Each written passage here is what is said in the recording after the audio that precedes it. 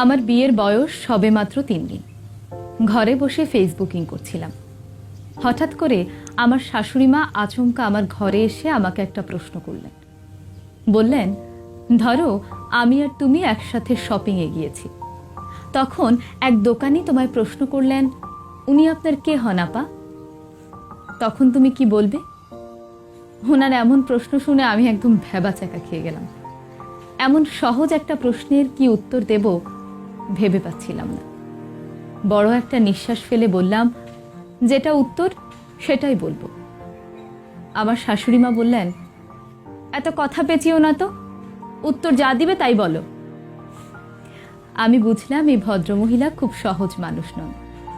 তাই এদিক সেদিক না গিয়ে বললাম, আমি বলবো উনি আমার মা। আমার শাশুড়ি মা তখন বললেন, তখন দোকানি আমার আর তোমার দিকে পাক্কা 3 বার অবাক দৃষ্টিতে তাকিয়ে থেকে মনে মনে ভাববে, এই কাইল্লা বেরির মাইয়া এত ফর্সা হইল কেমনি। তারপর তিনি আমাকে বললেন, আমি যা বলছি মনোযোগ দিয়ে শোনো। তোমাদের জেনারেশন তো আবার মোবাইল ছাড়া আর অন্য কোনো কিছুতেই মনোযোগ দিতে পারো না। আমি তাড়াতাড়ি করে আমার হাতের মোবাইলটা শাড়ির আঁচলের আড়ালে ঢেকে ফেললাম। শোনো, বর্তমানে অনেক বাঙালি বউ শাশুড়ি গতানুগতিক এবং তথাকথিত সম্পর্ককে ভেঙে দৃষ্টান্ত তৈরি করতে যায়, কিন্তু শেষ পর্যন্ত পারে না। পারার কথাও না, কারণ আমি তোমার মায়ের মতো, কিন্তু মা নই। তেমনি তুমি আমার মেয়ের মতন, কিন্তু আমার মেয়ে নও। আমরা বিন্দুমাত্র ন্যাকামি না করে আমাদের বউ শাশুড়ির সরল সূত্রে বিশ্বাস করে আমাদের সম্পর্ককে মধুর করার চেষ্টা করতে পারি।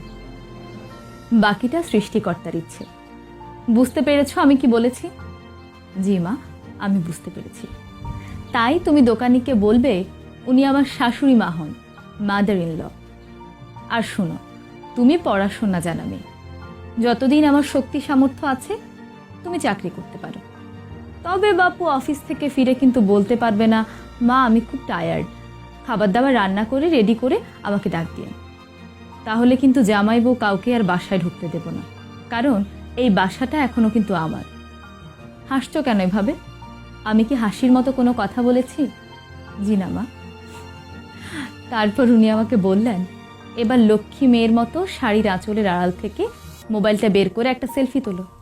সেলফি তুলে ফেসবুকে একটা পোস্ট দাও, me with my sweet mother in law.